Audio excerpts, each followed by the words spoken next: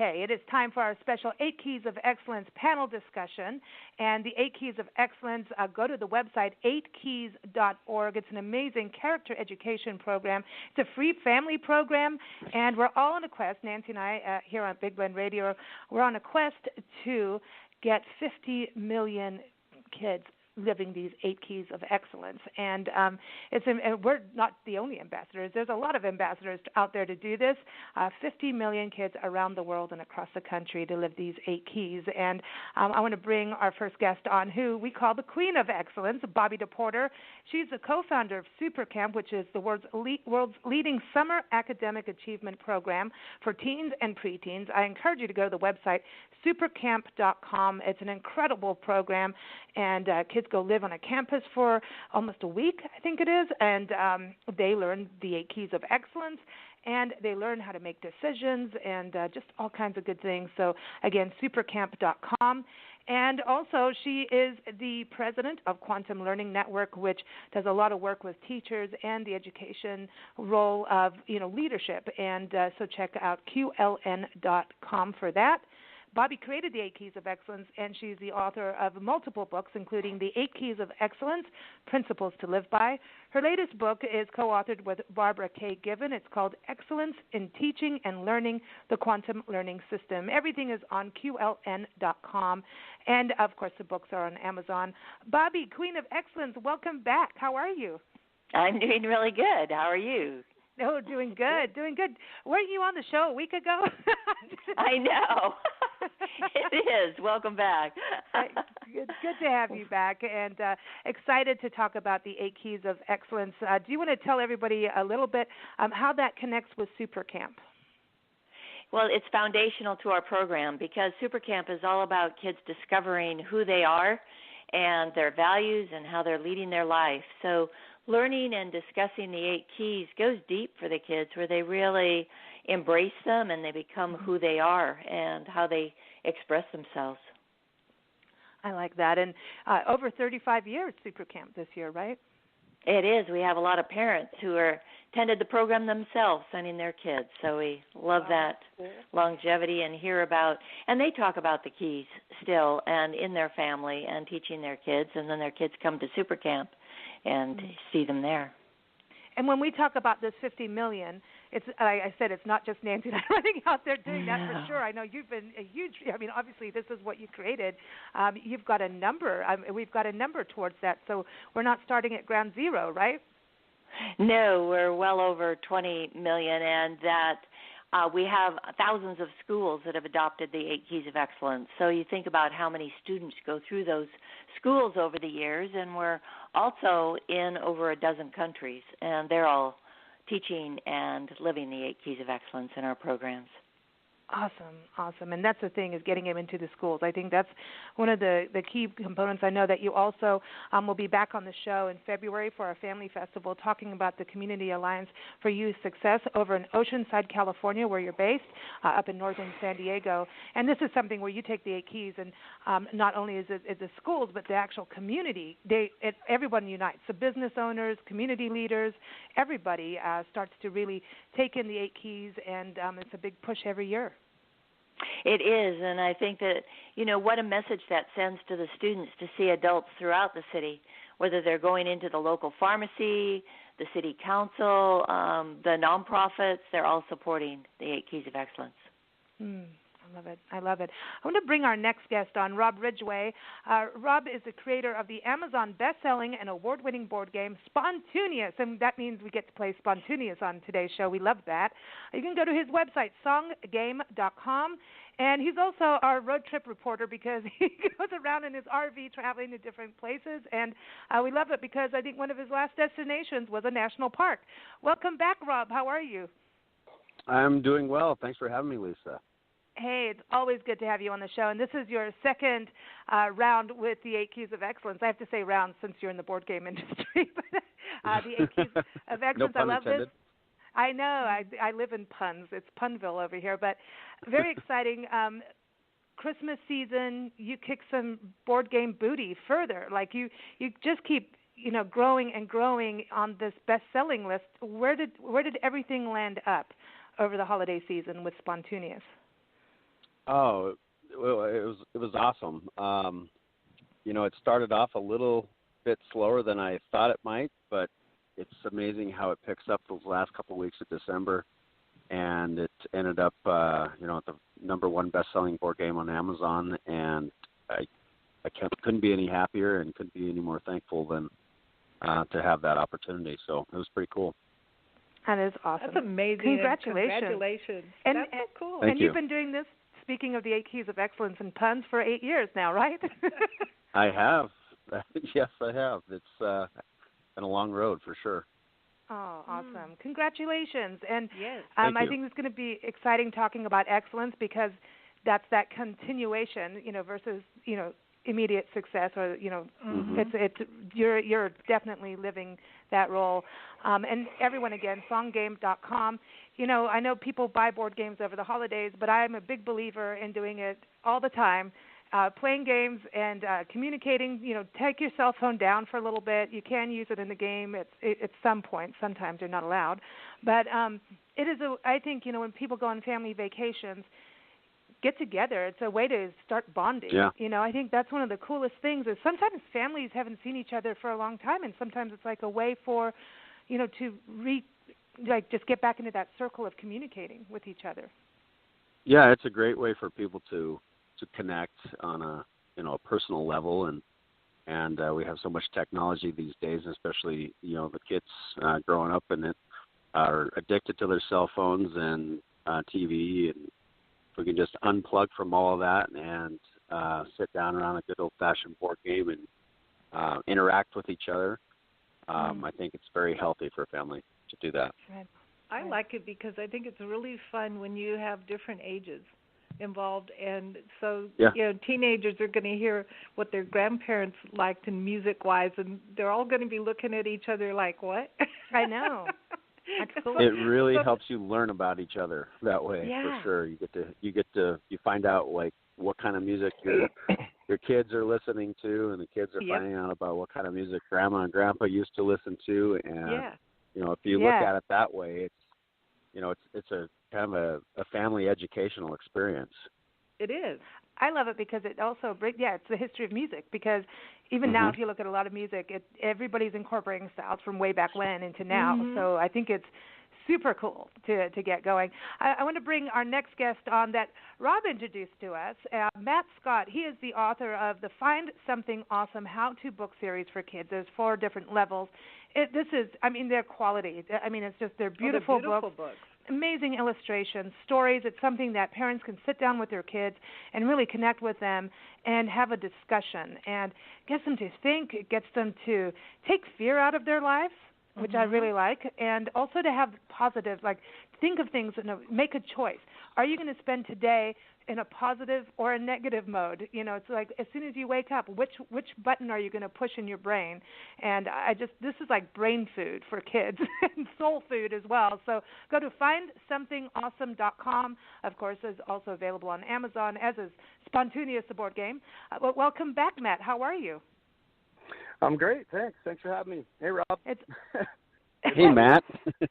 Yeah, right on. This is cool. It is cool. I'm glad we could have you both Very on cool. the show together. And Matt, tell everybody a little bit of an overview of your book series, Find Something Awesome, and even the title. What was it like? Oh, I'm going to do this as a title, and the whole series is going to be under that name. Yeah, you know what? The whole series is literally what you've been saying. It's about how to use your brain, and that was the original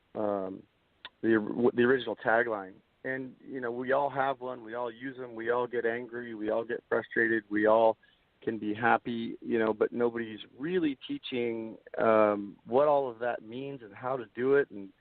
And I've always been searching my whole life through self-help books and things like this, and through meditation and such. And when I finally had 3 kids, or not at once, but I finally had kids, and I'm trying to teach them these things, and I'm like, you know what? I started looking for stuff, and there really wasn't anything out there down to that level. And I kind of it's funny, but I came across Aesop's Fables, and I'm certain that that's a bestseller. So I started reading it to my kids, and lo and behold, they love it, right? They're 4 years old, 5 years old, and they couldn't wait to hear the moral. And then, what does that mean, Daddy? What does that mean? And I'm like, holy cow, I've got these little kids here that are just starving for how to and what's going on and what does that mean. And so I started looking for more, and I kept literally getting stuck at Aesop's Fables for anything that was sort of a discussion-based, story-based situation. And so I started writing my own, and I've had a lot of fun with it. And at this point, even book 5 is coming out. We're doing the illustrations now, and then we have another one that is sort of a prequel, meant more as a gift, that's called Big Scoop of Something, that's coming out, and that one is done and ready for print. So it's been fun, and what I really like to nutshell it, I feel like there's a huge need, as I'm sure Bobby does, and there's a huge need to understand how to use your brain and what's going on, and things like the programs Bobby is putting together with the 8 Keys of Excellence are exactly right, and those are meant for. I'm not dialed into it 100%, but I think they're meant for older kids, and some of the messaging in my books can start earlier, and then it certainly goes to that teenage, all the way to that teenage situation. So it's been fun. I love this because the other tie-in, and I want before we get into the 8 keys, I want to have Rob tell everyone the story he told me about. You've got to meet my friend Matt, and get his books. You got to get him on the show, and the story about with your daughter. But Bobby, your last book, your recent book with Barbara Given, teaching the excellence in teaching and learning the quantum learning system. That's about using your brain. I mean, it's all like you got neurology and all kinds of good stuff in there. I mean, isn't that part of quantum learning? Is how to control your brain.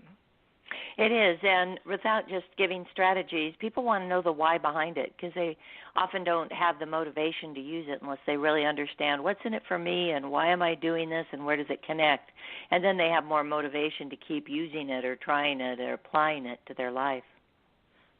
Very cool. So that ties in exactly what, Matt, what you're talking about, get that movement going with kids early on. And Bobby, the 8 Keys of Excellence, let's talk about the age part. I know Super Camp too. Let's talk about that. What are the ages to start the 8 Keys of Excellence and then the ages for Super Camp? Well, the 8 Keys of Excellence does expand, and we have another set of definitions. So we have a primary set of definitions. As we get into integrity, as we talk today about the definition, the one for primary is just do the right thing. So it's more of a simplified, direct, and some people like those definitions at all age, actually. So in schools, we teach them to the teachers who teach them to the students, so it's all ages. And Super Camp, we do middle school, high school, and college-age programs, so that's where they get them there. Excellent. So, Rob, tell us the story of find something awesome that you told me about, hanging out with Matt's daughter and scaring her or trying to.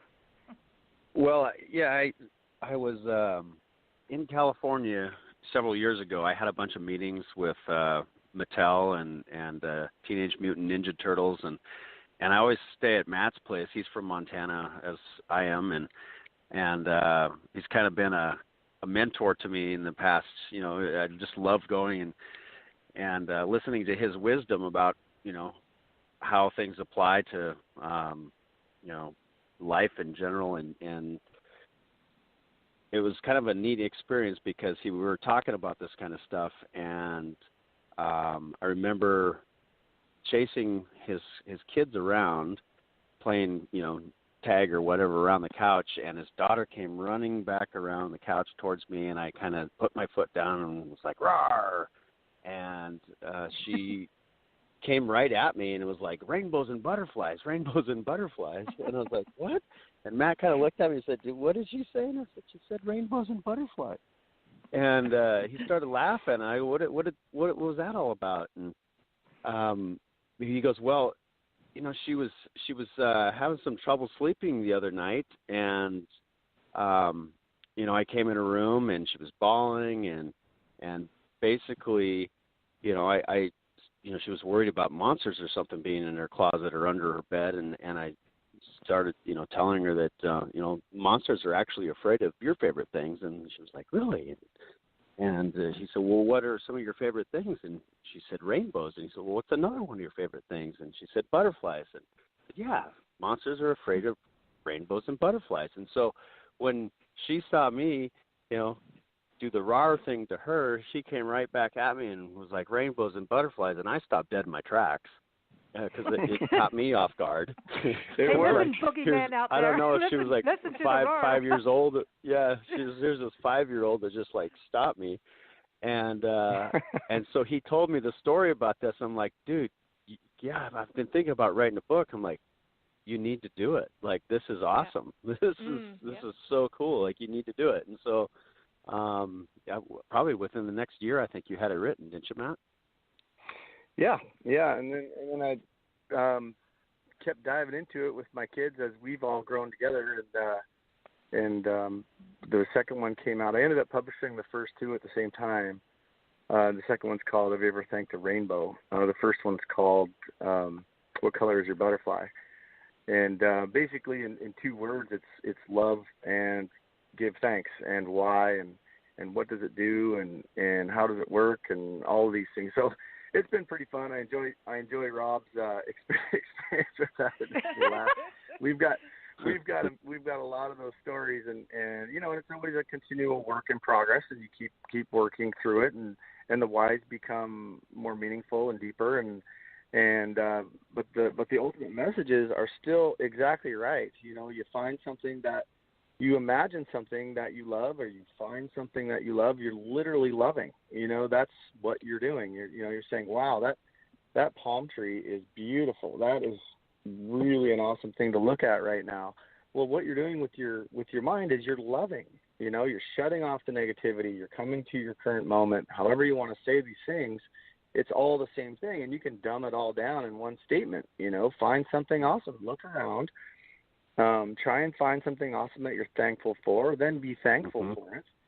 And I mean, they're really simple steps, and to do them is the hard part, but to not know them at all, makes you have to reinvent the wheel. So I felt like there needed to be something out there to say, hey, this is what you can do. This is what negativity is, and this is how you turn it off, and this is how this is the only way to turn it off. The only way that I've found to turn off negativity is to find something awesome and appreciate what you have right now. And, to teach that lesson is, I've said in the past should be the ultimate purpose of every educational system out there. It should be teaching people how to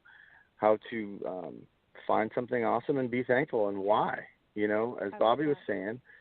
And that should be it. And if you really dive into those two things, then you're getting into the power of now, and you're getting into Christianity, and you're getting into law of attraction, and you're getting into all these other methods, so to speak, that get you away from negativity.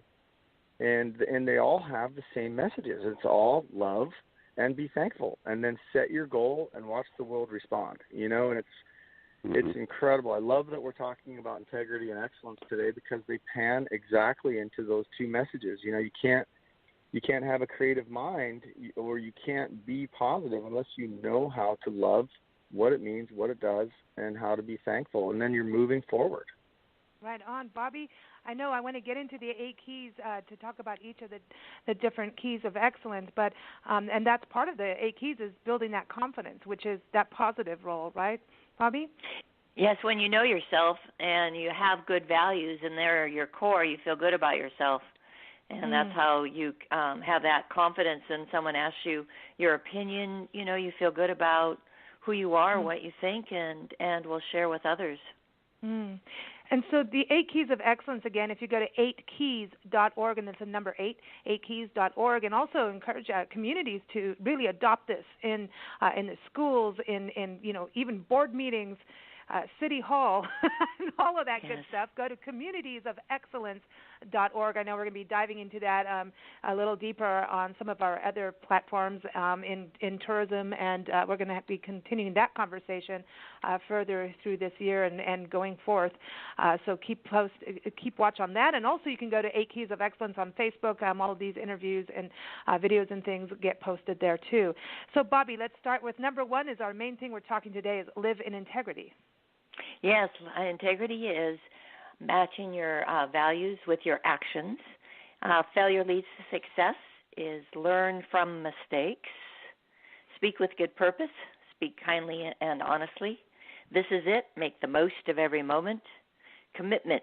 Make your dreams happen. Ownership. Take responsibility for actions. Flexibility. Be willing to do things differently. And balance is live your best life. I love this. I love this.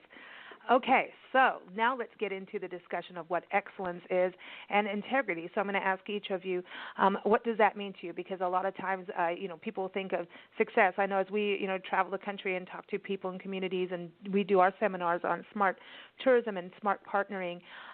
We talk about the 8 Keys of Excellence, and so many times I hear people, "Oh, you're doing your pillars of success," and I'm like, no. Success and excellence are two different things, and that was, speak of failure leads to success, we realized we needed to start with excellence first. So that's why we do this on every 8 Keys of Excellence show first, so that we can keep that word, what is excellence versus success. So Bobby, let's start with you on that. We define excellence as good qualities and high degree, which is in the dictionary as well. But it's that ongoing essence, and we talk about a different success is good, it's accomplishment and goals, but excellence is that ongoing essence of who we are. There's a man who was head of Hearst newspapers. His name was Bob Danzig, and he said he grew up in 5 foster homes, and he had paper in the bottom of his shoes because they had holes in them, and that's who he was. But he got some type of errand position at the newspaper, and he said there was one salesman there, and it just changed everything for him because it said that salesperson, he said he harbored an extraordinary dedication to excellence. He dressed with excellence. He carried himself with excellence and treated his customers with excellence. He showed me how to tune into excellence. So that is his mentor for his life, and he ended up being head of the Hearst newspapers. Wow. Like, don't mess with that. Yeah, really. I know. So this is because that's a habit. It's a way of life, and I think it's about really being true to yourself too. So how does it resonate for you when you think about excellence and integrity, Bobby? Personally, and then also when you look at integrity, for SuperCamp and Quantum Learning Network and everything you do, because it's so funny. Like over the years talking with you, Bobby, and on the shows and reading your articles and your books. It just seems like every time you open your mouth to say something, there's an excellence attached to it. There's it's like that's it. That's how you live your life. I can't put it any other way. It becomes who you are. We say it becomes you. It becomes who you are, and it becomes your essence of who you are. And we talk about how many things overlap and intertwine with excellence in the 8 keys. And that when we say excellence is defined as good qualities and high degree, and then integrity is about being very clear on your values and that your actions match your values. So you can talk about your values in high degree, but that they become a true reflection, of everything we do and say. Our values become who we are, and people see it. It's an expression. It's almost like a billboard of here I am. People see it. And when you live these high values, people see that you are a person of excellence. I like that. And integrity, it's about knowing who you are. I want to go to Rob. Excellence and integrity, it's to me, it's watching your 8 years of, by talking, we've known you for over a year now, but talking to you and interviewing you a few times just on what your road to success and has been. I mean, look at your Amazon bestseller now. Number one, when you look at everything, there are a lot of times, a lot of offers people gave you for Spontaneous, right? And a lot of different opportunities. I remember the very, very first time I talked to you, even before we hit the record button for that very first interview, you talked about, I had all these, opportunities, offers, and, you were like, that would be selling out almost, selling out for your dream. Yeah, it would be. I mean, I can think of, that one of those times when I went and stayed at Matt's place. I was in town for a meeting with Randy Jackson's crew, creative crew, and they ended up putting together an offer for a TV game show.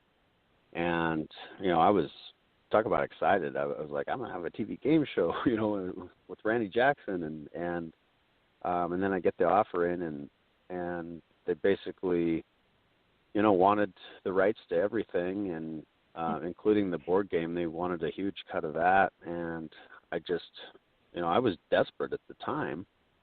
And I had to literally just walk away from it because it wasn't worth it to me. I'd put in so much time and effort and hard work into developing it this far, and I think at the time it was probably four years into it. And my lawyer didn't even want me to respond to him, and I said, well, can I at least talk to Randy's manager and tell her kind of my honest thoughts on it? And he said, yeah, that's fine. And so I just told her, I said, I've worked too hard for this, and I think that if you really wanted to give me a serious offer, I'd be happy to listen to that. But I can't take this as a serious offer, and it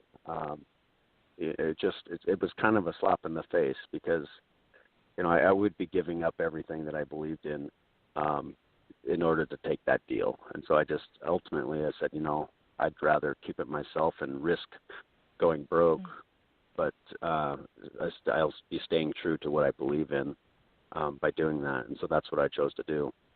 And now when you look at your success, like just even this last, Christmas season, you get to these goals, right? You reach these goals, you get these success levels, and then isn't part of excellence for you as you look into the future about now how do I keep it there, and keep moving that momentum going? Yeah, I mean, I think to me excellence is always continually improving yourself and, the direction you're heading, and looking back at that scenario, I'm glad that I kept it because I was able to hold on and improve it to the point to where it reached number one on Amazon. And now my goal is, I don't want to slip, and not be number one going forward. So it's like, what do I have to do to continue to get the word out and continue to improve? Just because you're at number one doesn't mean you can't be better, and that's kind of the way I look at things, is always look to improve yourselves, on every single day. You wake up and you say, how can I be better today? And that kind of to me is a form of excellence. Right on. I like that. I like that. What about for you, Matt? Excellence. What does that mean to you? It is getting the corn dog to thaw out perfectly without overcooking it or undercooking it in the microwave. It's always no. I'm just kidding. Excellence to me, I've thought about this, is quite literally living and utilizing a giving purpose. And so, you ask yourself, why am I doing this? Why am I doing this? What's the intent? And, it should be a giving purpose. It's not, all about me. It's about other people. And so a giving purpose is also defined as an open heart. You're doing it. You talked about integrity. Integrity is defined in a few ways, of course, but one of them is doing the right thing. Okay, and then there's another one that's doing the right thing for the right reasons, and there's another one that says doing the right thing doing the right thing even though nobody's watching. Right? All of those are very important, and so if you really are doing the right thing, it's because of a giving purpose. And I really like the show Cars. You watched the cartoon show Cars? Have you guys seen that? No. Oh, you should watch it. It's excellent. That and Kung Fu I've seen Panda. little clips of it where they talk and they have that truck thing. Wasn't the Larry the Cable Guy the truck? Yeah, he's made her. So at the end of Cars 1, I don't want to spoil it for anybody if you haven't seen it. It's been out for a long time. But integrity was he was going to win the race, right? And he was going to get all of these accolades for winning the race. And he was, but meanwhile, his mentor had crashed back behind him. And so he literally, at the beginning of the movie, he would have gone right through the finish line and said, wow, thank you, I'm awesome, everything's great, and he'd be number one. But in that show, he slams on the brakes, stops at the finish line, obviously gives up a victory, and goes back and pushes his mentor across the finish line. Okay?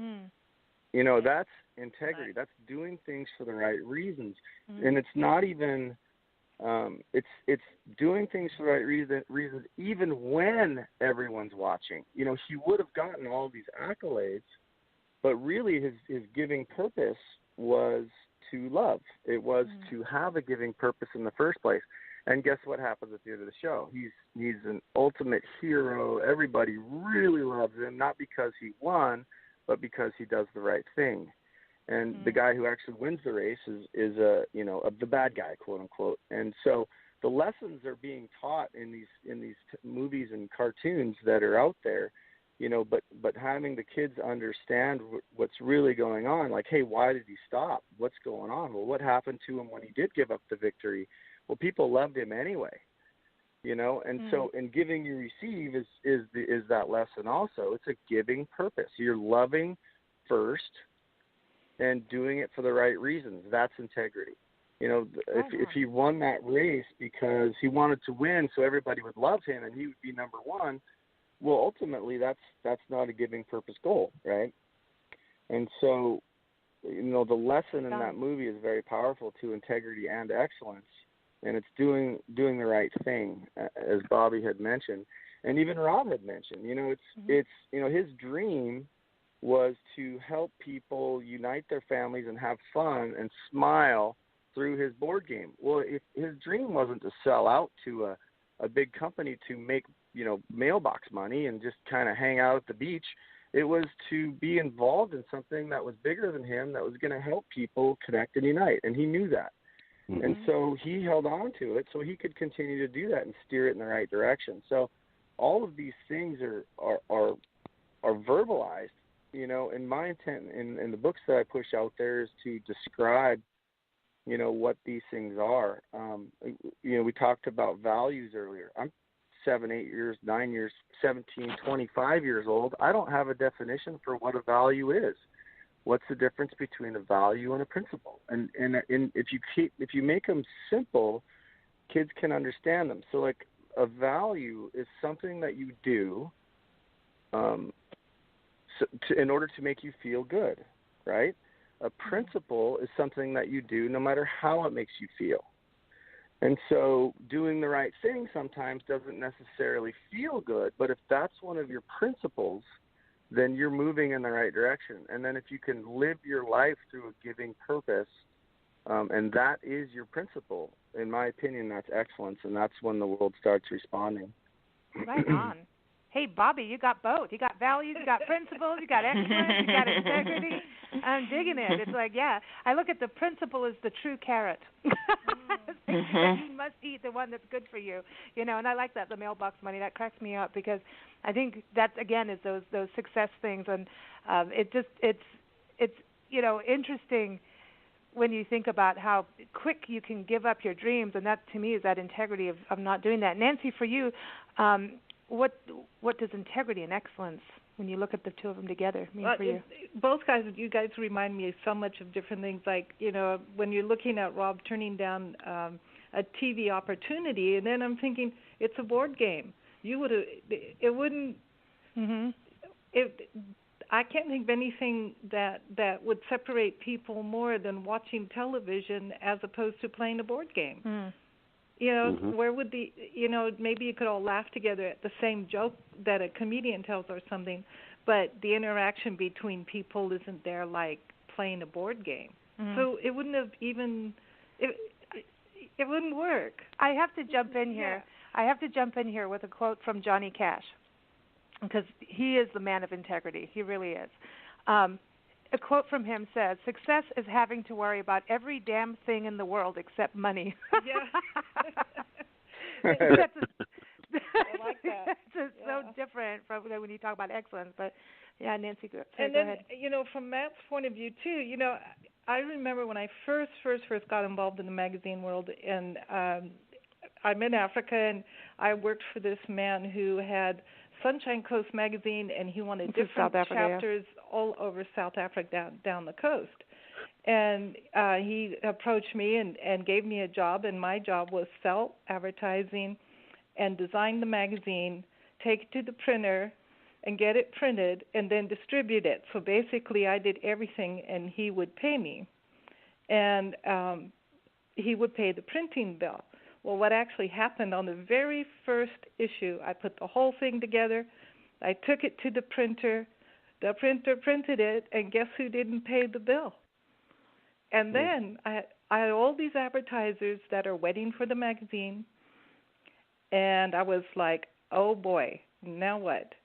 So I got a lawyer, and the lawyer says, well, here you can get out of this because it's in the contract that he's going to pay the printing bill, so you can just let your advertisers go direct to him. And I got that idea, then I thought, but I really like doing this magazine, and I really don't feel good because I know these people face to face that I sold ads to. I don't feel good with that. So I paid the printing bill, and which is never cheap. Yeah, boy, Rob, you know about that, and so do all three of you know about printing bills. No, there was, I mean, it wasn't like I had that kind of money saved up. It was really hard, but I did it, and then guess what? A month later, I owned his magazine. So there, nanny.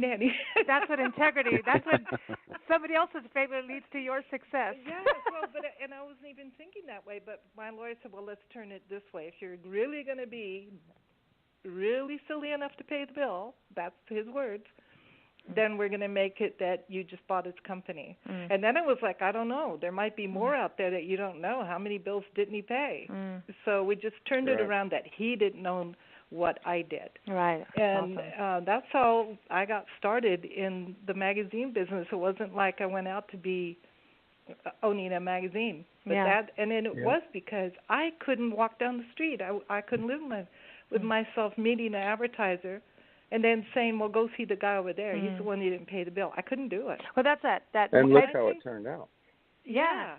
and that was just, but boy. And now we're 21 in this country. Yeah. Not counting Africa years. There is that thing that, I really, to me, excellence and integrity means if you say you're going to do something, you do it. Exactly. It's a moral code. To me, it's your moral code. It's like your piece of armor, what you wear every day. What's in your heart should be on your sleeve. You should wear your heart on your sleeve. You've got to do it smartly. Even if it gets rough and it takes longer and you have to find a new way to do it, if you said you're going to do it, you do it. I think integrity is like the biggest flagship for the 8 keys, obviously. And every single key connects with it. I think commitment is a huge part of integrity, the 5th key of excellence. Through all the interviews we've done over the years and artists and authors that we've met, I think the biggest thing in integrity to me is artistic integrity. An artist, if you sell out to the record company, very similar to Rob's story, like if you sell out and, just, you need to do this because this is what's going to be popular versus really singing your lyrics or painting the painting you can see who you are as an artist. And I think a lot of the videos we've even done on integrity with artists, it's like art is integrity because you're putting yourself out there, what you truly, see, what you feel when you dance, whatever, mode you're in or medium you're in. But then for me, it is finding who you are because an artist needs to know what they're painting, what they're doing. And to me, it is about artistic integrity is what we do with our lives. We are creating our lives. We can create. We're co-creating if you want to go from the spiritual side. There's a creative side where you, like what Rob says, you wake up in the morning, what's going to get better today? What am I going to do? Am I living my principles? my values, and you create your life. And once you discover what you want to do, what you want to be when you grow up, or, it could be you want to be a musician, but you're going to have a side job, so your musical integrity is, taken care of because you have a side job to pay the bills. A lot of musicians do that. So to me, integrity is about being who you truly are, your authentic self, and having that passion, because then when you're truly who you are, in the good and the bad, you got to look at it all, then you can move forward, and it just seems like everything opens up. The world opens up instead of hiding behind what everybody else told you what to be, who you are. It's about you. Bobby, am I right on that? Am I okay with that? Yes, it all gets down to it's about who you are. It's all about me. Makes you up. Mm-hmm. Man, it's a great conversation here. We want to go into stories. I know a few of you have told some stories, some personal stories too, business stories, but we always like to share something that everyone can connect with. And, Hollywood history has to do with that. So everyone, it's time for a little Hollywood history. You guys ready? Bobby, you love your Hollywood. I know she does. Absolutely. It's just like Matt, right? The movies do tell. So here is a little Hollywood history from our good friend Steve Schneikert. And everyone, you can see him up on BlendRadioandTV.com. In fact, if you go to the expert department, you'll see Matt there as our positive parenting expert, spontaneous Rob, our tunesmith, but also now a.k.a. road trip reporter, and also Bobby as our education expert, and Steve, of course. So here it is, a little Hollywood history on integrity.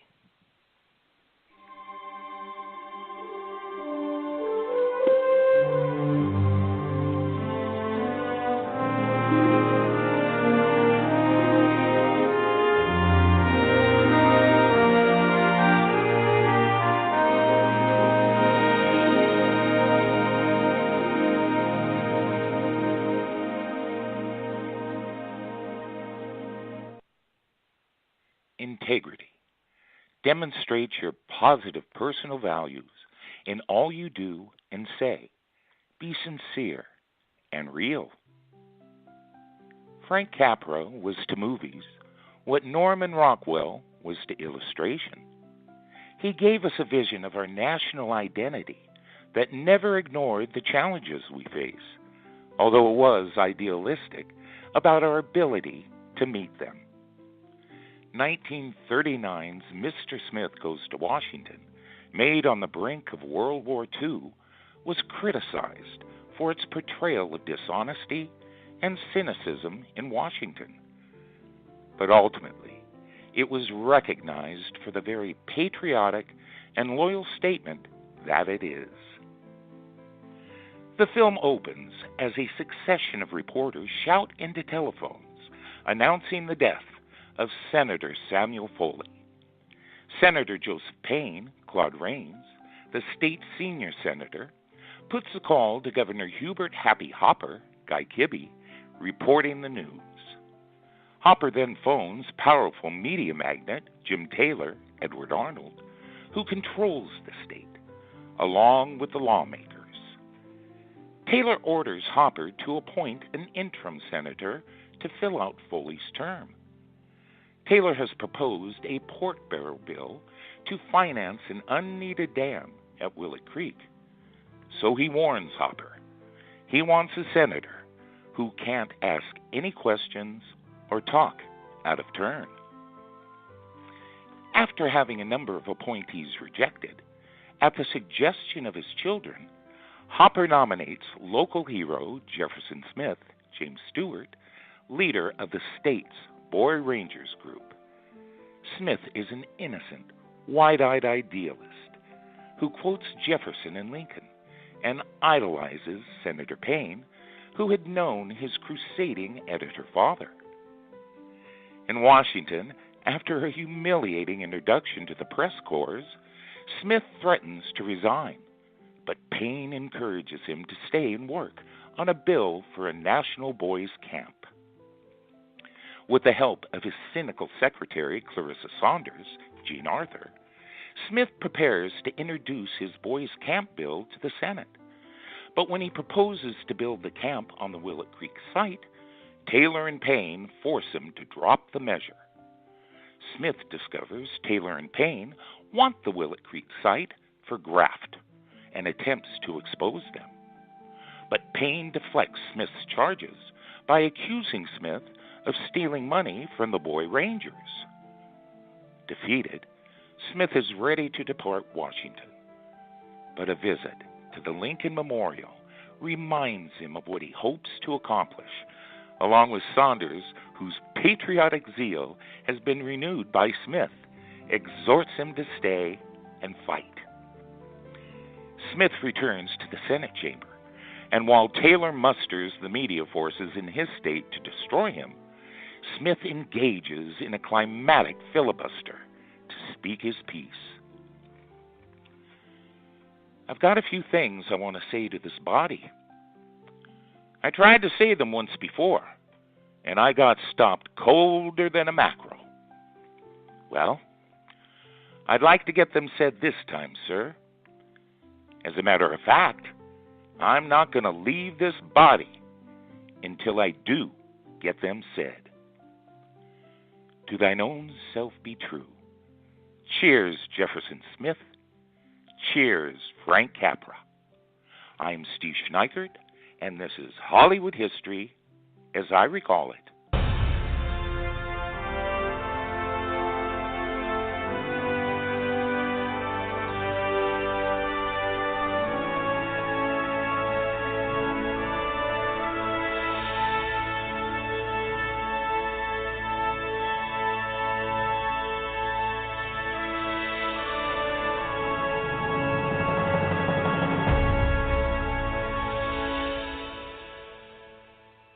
There's our big drums at the end there. Awesome.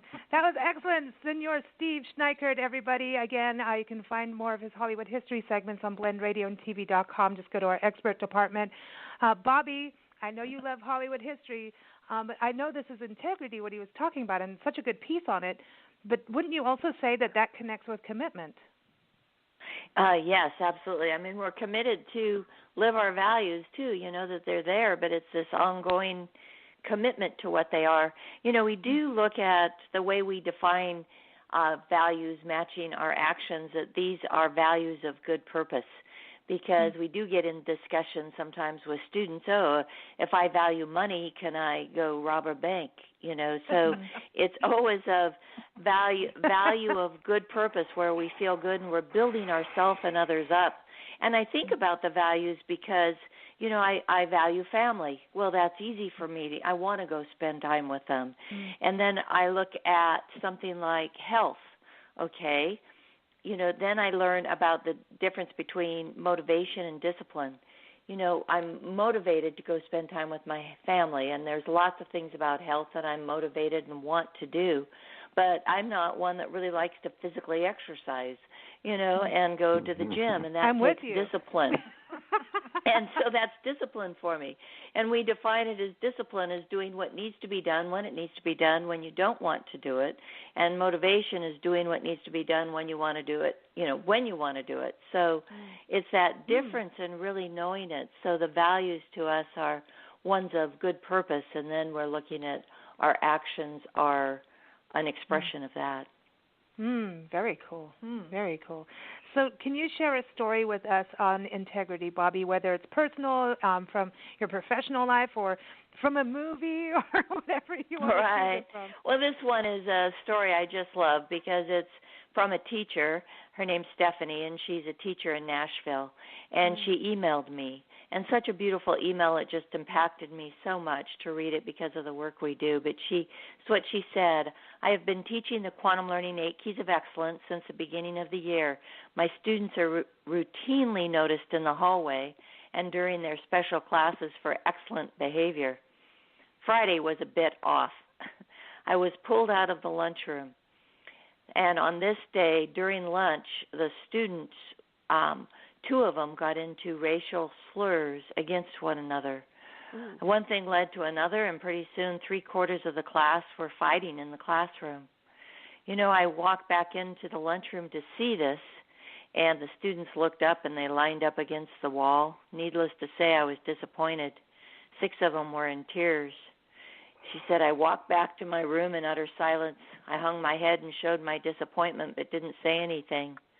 I knew, my students knew, the teacher gave hand motion. We do these hand motions that represent the keys, and all she had to do was a hand motion. She said, my students knew from my hand actions it was the key of integrity and for values and actions, and that I was very disappointed. They understood that I was reminding them of that key I had learned. I wouldn't look at them. I wouldn't speak. My silence was deafening.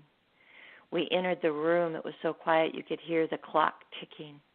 I sat in front of the room and then, in complete awe and amazement, watched as each one of my students showed that they wanted to take ownership for their actions.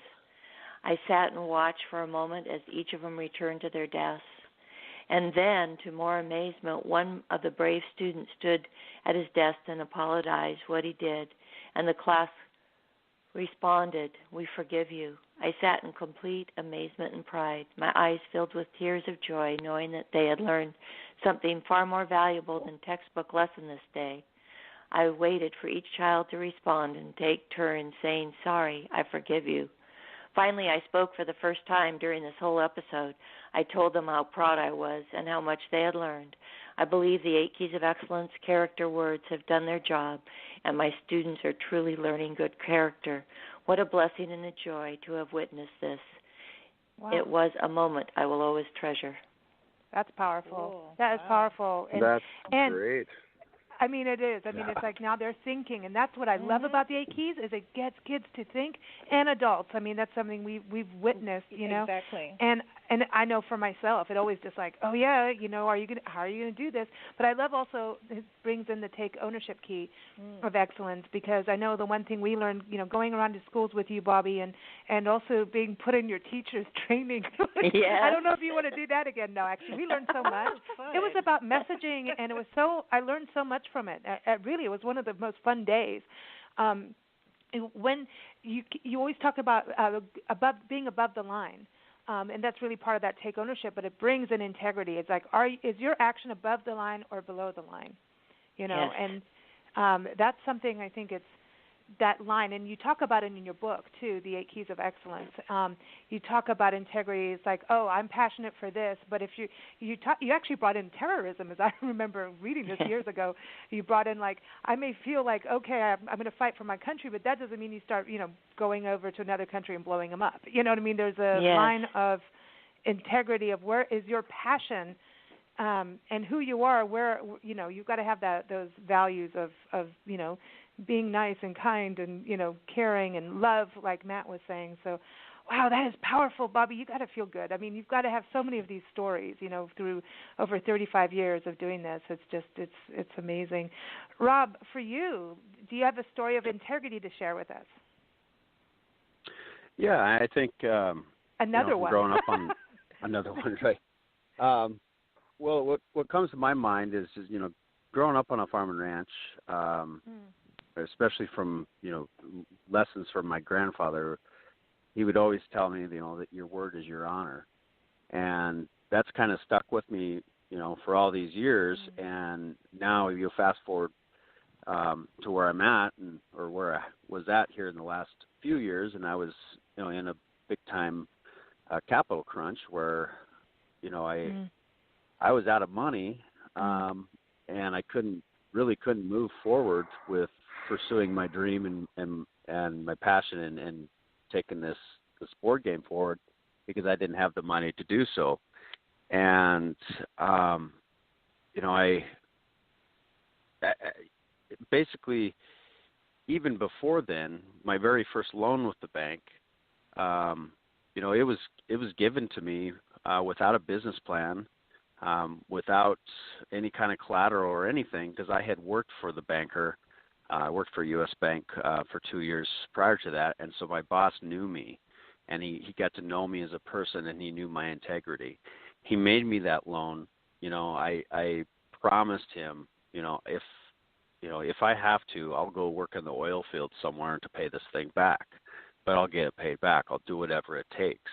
And he said, okay, and he gave me the money. Well, fast forward to, just a few years ago, and I had run out of money. I'd maxed that line of credit out, and here I was basically, how am I going to pay this thing back? And I'm in Austin, Texas, and I decided that the best thing I could do to make money to pay the $4,000 a month in interest to the bank, which I promised I would pay, was I started pedicabbing. And so here I am. I've got an MBA, and I kind of put my pride aside and went out on the streets of Austin and started pedicabbing people around at nights, 3 to 4 nights a week, in order to be able to make that payment.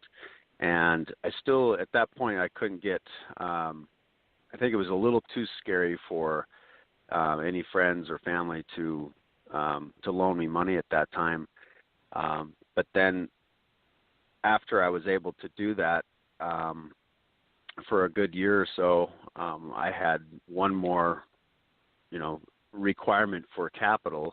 And I think a lot of my friends, especially from college, had seen that I had gone through all these, hardships, including a brain surgery, and I had persevered, and I wasn't ever going to give up. And they realized, hey, you know what? He is a man of integrity. And I think that a lot of them already knew that, but I think this really solidified that.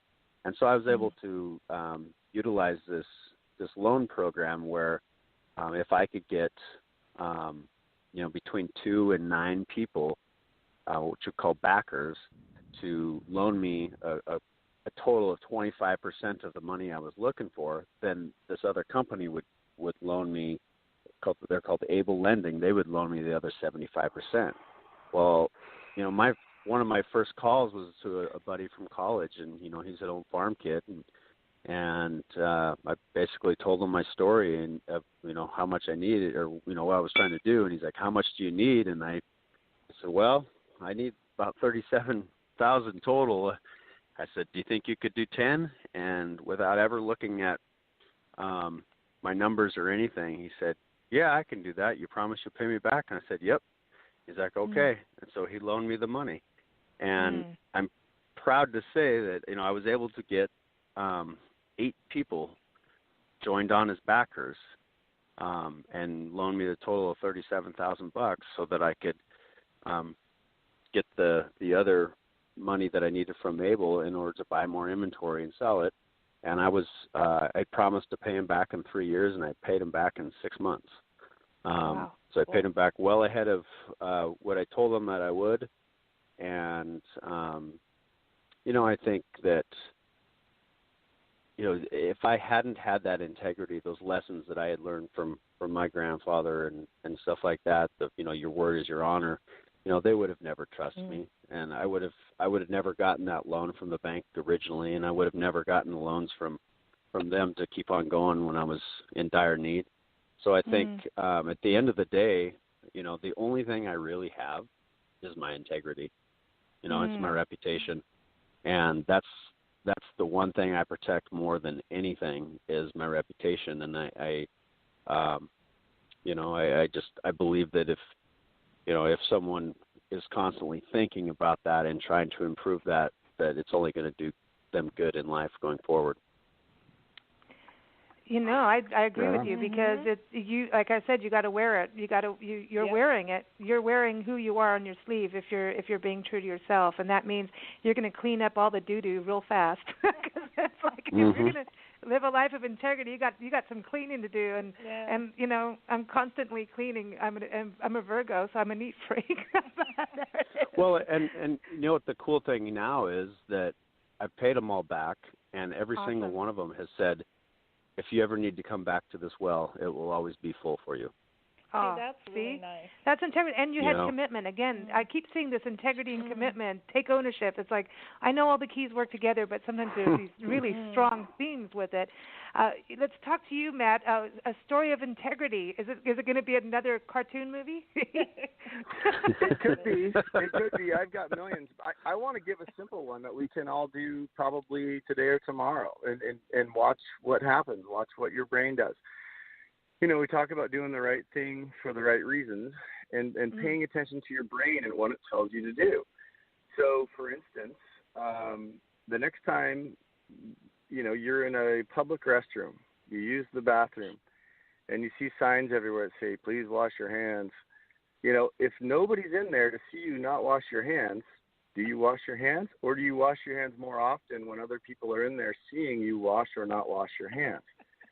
And so myself, I'm just as guilty. Oh, nobody's in here. Nobody can see I didn't wash my hands. I'm in a hurry. I have to go. But the integrity is, you know what? You need to wash your hands. It comes from the inside, no matter what other people are or are not seeing. And so the reaction is to just say, oh, man, nobody's here to see me. No big deal. I'm out of here. But we all do it, right? It's a natural reaction. If somebody's in there, you're going to probably be 90% more likely to wash your hands because you care what they're thinking about. And, that's your ego that's literally leading your actions, where instead you need to lead your actions from the inside, no matter who is or who is not looking.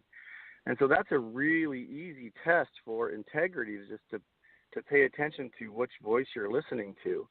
And I mean, I do it every time I'm in the bathroom, to be honest with you, because it seems like I'm always in a hurry. And the voice always says, no, get out of here. Your kid's pulling on your leg. Your wife is outside waiting for you. You really didn't touch anything. Whatever your brain's trying to tell you to do, it's trying to deceive you from what's probably the right thing to do, which is to wash your hands. But you're going to have a million excuses until you walk over there and turn on the faucet. So that's a really easy hysterical. one. That right? is hysterical, and I have sound effects for it, but I'll behave. Actually, that's a really good book right there. Did you wash your hands? Did you wash your hands? Well, okay, here's another bathroom thing. Go to Las Vegas, Nevada, not to say Nevada since we've been covering New Mexico, Las Vegas, but go in the bathroom and and you can see where everybody is and their amount of consumption. You walk in the bathroom and go, cocktails, and see how many people go, yes, please, while they're in the bathroom. No, they all raise their hands. We do that everywhere. If you go to Vegas, that's the first thing we do is run into the bathroom to see how many people. And say cocktails, and then all these hands go up. It's so funny. Seriously, that's just a thing to do. But hopefully they'll wash those hands. That's hysterical, Matt. Bobby, did you ever think of integrity being put as washing your hands in the bathroom? No, never. Brought that it's one the up. Voice. Everybody has that voice. Yeah. Everybody has that voice. And so to be true to yourself. So, another one, like for me, it's easy. Yeah, of course, I want to look like the guy in the yoga pictures and ripped and, and it's like, well, I want to be in great shape and all these things. And so you create this image, and I wake up in the morning and I say, oh, you know what, I'm going to do it tomorrow. I'll start tomorrow. Well, that's not being true to yourself. And so to either change the image that you're seeking, or in understanding why you're seeking that image in the first place, it's more about, for me now, it's more about just being healthy, not to look like the guy in the right, advertisement exactly. for the did thing. he clean but I his just hands? want to be healthy. But your body says no immediately, and that's you like to call that sloth, but it's your body saying no. It's the biology that you have saying no.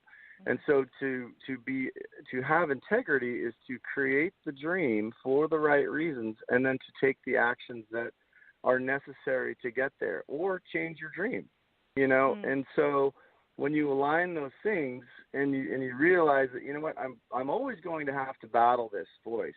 It's probably never going to go away, but how do I turn it off? How do I turn off the voice that says, oh, you know what, you don't need to wash your hands. You're good. You didn't touch anything and you're in a hurry. Everybody's going to have it. It's an initial reaction, but how do you turn it off? How do you turn off the voice that says, stay in bed, it's warm? And the answer is to love. Again, it's to find something awesome. It's to turn off that voice. It's to turn on the one that says, I'm awesome, I can do this. And it's to take that step forward. And what I've found is it is the only way to do it. And I've also found is with practice, it gets easier. And so, in the books, I'm awesome, I can do this is one of the powerful statements of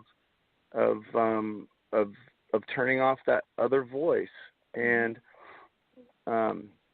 anyway, so it's just something to really pay attention to, because we all do it, and we do it in the simplest of tasks. And if you recognize when you're self-defeating, quite literally, of not washing your hands because you're supposed to, you start to recognize it in more situations, and then you can combat it you can love it and you can move forward or change your idea of what's, what you're trying to accomplish. So right on. So I those have to are go those wash are my great. hands. I know.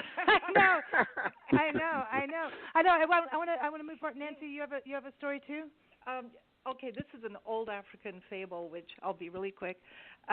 This old African king realized that he didn't have an heir for his kingdom, and he had tried several times, and it just wasn't happening. So he gathered all his people together, and he said, I'm going to choose an heir for my kingdom from the young men. And he gave each of the young men a seed, and he said, go home, find a container or a pot or a vessel, plant this, water it faithfully every single day, come back here in 8 months, and I'm going to choose an heir for my kingdom. So all the kids ran off with their seeds. They all got pots. They put them in the dirt. They planted them. They watered them faithfully every day.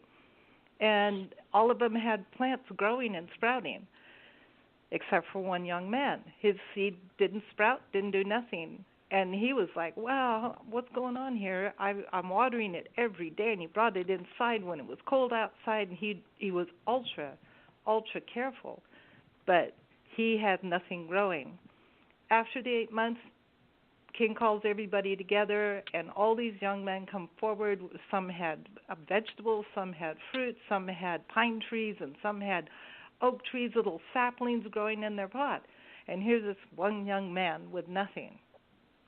And the king's looking around, and he's like, man, I am so impressed with your dedication to want to be king. Look at these beautiful plants. And then he walks over to the one young man who has nothing in his pot but dirt. And he says, what happened? And the young man is like, I don't know. And he told his mom, I don't want to go because the king's going to get mad at me. And his mom said, did you promise the king anything? And he told her, I promised I would water the plant every day, and I did. And she said, is that all you promised? And he said, no, I promised to come back in 8 months. And then she just looked at him. So he showed up because he promised to show up. And he really thought maybe he'd even get his head chopped off. He didn't know. He was scared to death. But he showed up, and the king is looking at him. And he turns around and he says to all the young men, I gave you seeds that could not possibly grow. They were burned in a fire, then coated to look like they could grow. I'm impressed with your dedication to want to be king, but I choose the man with the barren pot. Wow. That's awesome. Isn't that is cool. That is cool. That's a wow. way cool African fable. See, that brings back commitment too. Again, well, it's also the difference between success and excellence. And excellence. I love that. That's huge. Isn't that cool? It's huge. I think. Yep. Very cool. When you think about the two, success and excellence, it is about that short term and then the excellence is continuing through and those voices in the head like Matt was talking about and making those choices. When I got into the music career and I had to make the choice not to be in the music industry anymore, but we are because I get to interview musicians all the time. But when I first really started getting up and singing on stage, I was so scared, and you guys know I talk a lot, but I couldn't even talk to the audience. I couldn't talk to the audience. I could sing, but I couldn't talk to the audience. And it did a lot of different singing things in South Africa. Got out to this country.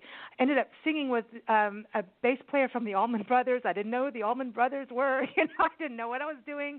Just tried to do some singing gigs, and then got out to California and really pushed myself to get into a band. Ended up singing with madrigal singers. I don't even know how to pronounce it. Madrigal. To make me force myself to read, and I got through. And they were like, "No, you're in the band." I'm like, "No way, man! I'm not doing that. I can't do it." And I, as a singer, getting in a band, and I was around all these different people who've been in it for years. I started singing like other musicians and other singers, and it was really developing my craft. But you start to become those other people. And so you start to lose who you are. And all of a sudden I really didn't like what I was doing anymore, but I really love music and I really love to sing and I can sing. And I remember at this point having to just get over it and sing how you sing. And it changed the band. It changed me. It changed. There was this incredibly freeing thing about being who you are.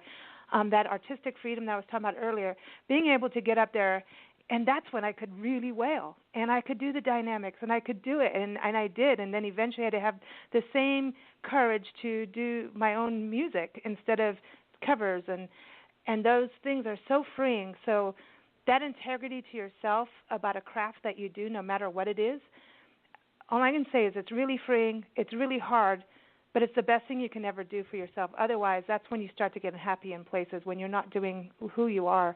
And as music, to this day, man, anytime I can get out there and wail some blues, I will. So that's my thing on integrity, is getting out there and finding your voice, man, and being true to yourself. And I miss it, man. I miss it. But I don't miss the band drama, because that led to a world of lack of integrity. Okay, so we're going to play Spontaneous in a few seconds here, but we always talk about quotes. People think, whether they're leaders, there's actors, there's, spiritual advisors, there's always these amazing quotes out there. So I wanted to ask each of you a favorite quote from you that represents integrity. Let's start with you, Bobby. Mine is, wisdom is knowing the right path to take. Integrity is taking it. Oh, wow. Who said that? M.H. McKee. I don't know who that is. Me neither, but I like that. Yeah. I like that. I'm going to look it up. That's cool. That's cool. Rob, what about you? What's your favorite quote for integrity? Mine is, with integrity, you have nothing to fear, since you have nothing to hide. With integrity, you will do the right thing, so you will have no guilt. That was Zig Ziglar. Yep, I knew that. You stole Nancy's, didn't you? Did I? I just always see he comes up with so many brilliant quotes all the time. Yeah, he's cool. He's cool. Yeah. For you, Matt, what's one of your favorite quotes for integrity? I don't know. I just Googled earlier today. And I'm really big into Kung Fu Panda, so I wanted to see if they had said anything to to push it out there. And they said a million things, but the one I'm going to apply is from Master Shifu, who of course is the master of Kung Fu Panda, at least the first one. He says, "You need only see, feel, and act from the heart. Let the heart guide you to your peaceful enlightenment." And so, if you're following, and the way I see that is if you're following your heart, and that is your true purpose, that's how other people are going to see that you have integrity. And so it shouldn't even be a battle. Right on. I like that. Nancy, what about you? Okay, this time I chose Confucius. The strength of a nation derives from the integrity of the home. Ooh, I like that. Yeah. I like that. Nice. Okay, so mine goes with the voice still, okay? The voice? The voice, yeah, finding your voice. Mine goes, it's from Will Rogers, so I had to bring him in. He's cool.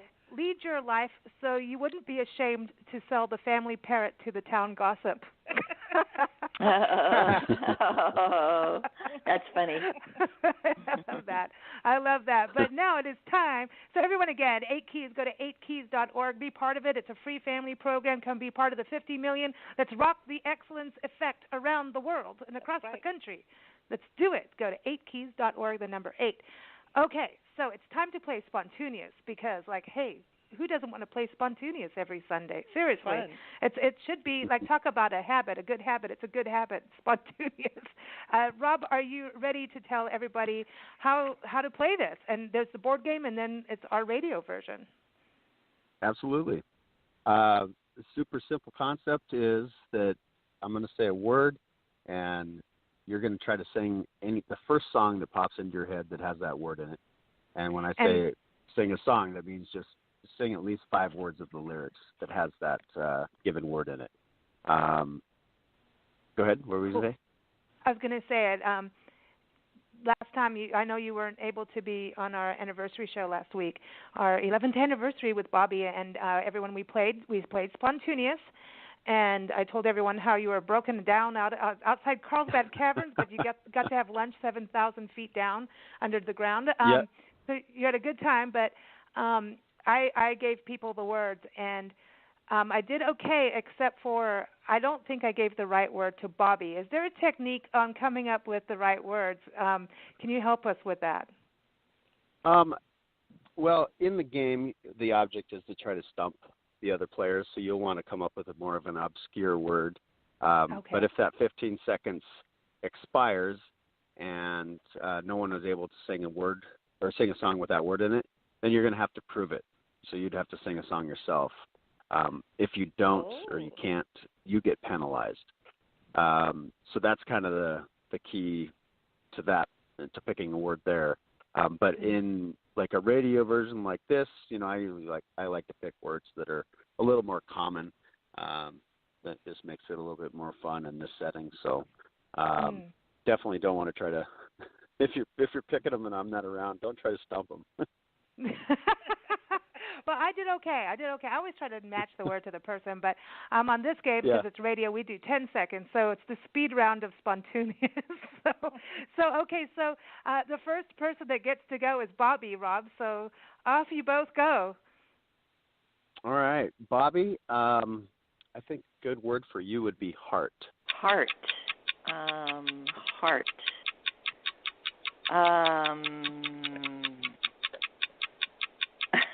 It's like you are the center of my heart. You are the apple of my heart. No, I don't know. You're the sunshine of my heart. You are the sunshine of my heart. I don't know what that is. It's like sunshine on my shoulders. Sunshine. I'm walking sunshine. Oh, she gets it. Oh, boom. I'm sorry. Put a little love in your heart. There you go. That's okay. I don't know. But Heartbreak Hotel? Yeah. Here we go. There's always a next time, Bobby. On this there is. Always there a is. next time to play spontaneous. Okay. So, Rob, Matt is the next person. We haven't had Matt on the show playing spontaneous, but I know, Matt, you've played spontaneous with your family, right? Only because I forced them to hear me sing. Oh, good. No. Good job. That's it's integrity fun. for you. It's fun. My kids are getting to that age where it's applicable. Yeah, it's fun. Okay. We have a good time. And again, sitting around the table, goofing off. To be honest, the game turns into more laughter and conversation. And you're like, we only played this 6 times and it's been an hour. So it's a lot of fun. Right on.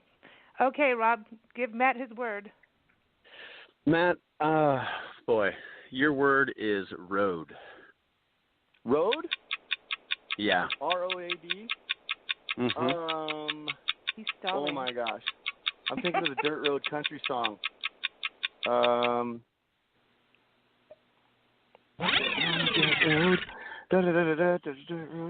gosh. On the road again. Country road. Take me home. That was 15 Just seconds. can't wait to get like on 5. the road again. You get 10 seconds on this game. And cruise. Wow, Rob. Okay, now you got to get Nancy. I can't believe it. I'm always out to get Nancy. You know that. I know. Get Nancy. Target. What did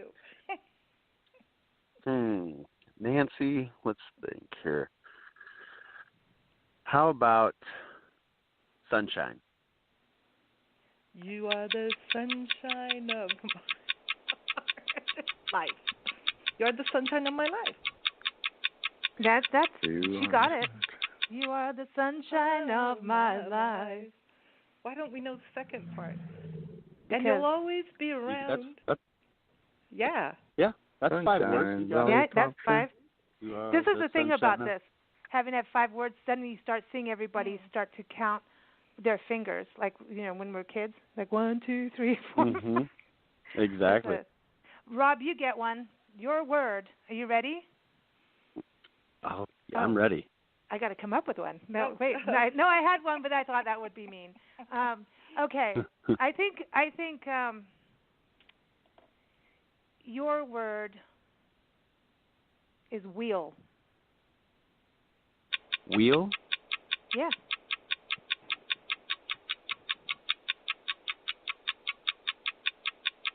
boy. Eagles. Wheels These on the bus wheels keep on turning. Wheels on the bus go round and round, round and round. Wheels on the bus. You know. These wheels keep on Keep your turning. hands on the eye and What? the hands upon the wheel. Yeah, Radar Love. Yeah. What was the song that the word that Craig Avery on the Craig Avery show in England gave him? Soliloquy. Soliloquy is your word. I cracked up. I thought that was hysterical. Soliloquy. That's your word. We're like, what? Yeah, that's okay. Craig will be back on our show this year, and we'll make sure you're on the show, Rob, so you can give him the word. You know, okay. Because the bird's the word. The word. The bird's the word, according to Nancy. Thank you, everybody, for joining us again for Spontaneous. What? Did you play? No. Oh. I didn't. I can't give myself a word. But Rob, how can about you love? do a word? Love. There you go. That's an easy one. There you go. Love. Love will keep us together. Think of Better me now ever. than never. Captain and Tennille. Why did that come to words? That's right. What's Do I love win that, got to do? Got to do. Yeah. Who needs a heart when a heart can't be broken? Okay, see, there's heart. Yeah, but that's And then there see. was total eclipse of the heart. Yeah, but yeah. Oh, that's Don't break no. my heart, my achy breaky heart. No, Oh, no, don't No. do that. No. If you do that, that's like that same thing. Put your hands in your pocket, the jing-a-ling-a-ling thing. Don't. It'll be in my head all day long. We have like, no. Careful what you say. No, some songs just go in your head and they keep going, and you can't. It's like the wheel keeps going around and around. And no, that's the danger. That's a danger. But everyone, songgame.com is where to go to get the awesome board game Spontaneous. Go get it. It is super fun. And if you're going, it's winter. If you're going up in the cabins in the mountains, go take it. If you're going to a spring picnic or a summer campfire thing, take Spontaneous. It's fun. It's a game for all seasons. That's right. So songgame.com, everyone. Also, again, for the 8 Keys, go to 8keys.org. And Super Camp, Bobby, this is the time. Like getting ready for kids to start enrolling, right? It is now. It is. Absolutely. Now is the time. Supercamp.com is where you go, everybody, for that, to take a look at these amazing programs for preteens and teens and get them in for some academic achievement programs. And it's not just in this country, it's around the world, right, Bobby? Yes, we're in over 12 countries. Wow, that's amazing. Everybody, find something awesome. FindSomethingAwesome.com is the website you want to go to, and also, of course, on Amazon to get Matt Scott's books. It's a great tool, as you can hear, parenting tool to sit down with your kids, and there's 4 books. Excited to hear you've got new ones coming out, Matt. When do you think they're going to be out? Probably a couple months. Would be my guess. It takes right. about 6 weeks to print them, and so I'm about ready just to push that button to print, but we're almost there. Right on. If you need any help with the printing or pushing the button, call Nancy. Nancy wants to push buttons. Anyway. You got it. She likes it. Thank you so much for joining us. Again, also thank you to Steve Schneikert for his Hollywood History segment. You can find everyone we've been chatting with on the show today, and Steve as well, if you go to blendradioandtv.com. We're going to close with some music. Bobby DePorter, you know Nikki Chris. Rob, I know you know Nikki from our party shows, too.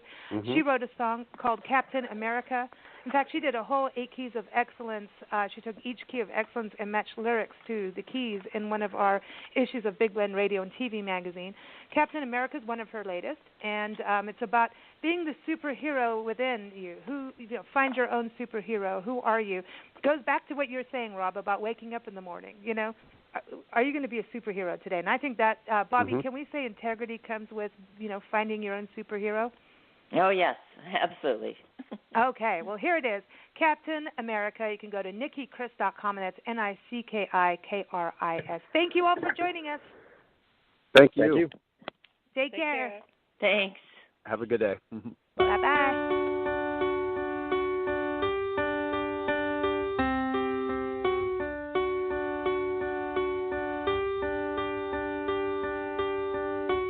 Sleepy boy turned quickly into a man, wants to do what's right the best that he can.